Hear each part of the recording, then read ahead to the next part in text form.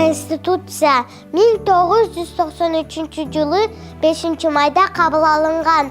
Ошондон улам Кыргызстанда 5-май мамлекетибиздин негизги мыйзамы. Конституция күнү деп белгиленип келет.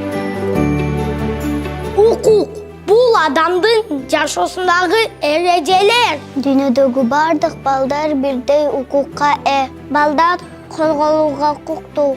Балдар эс алууга жана ойноого укуктуу. Балдар акысыз билим алууга укуктуу. Балдар дарыланууга укуктуу. Ар бир бала бактылуу болууга тийиш.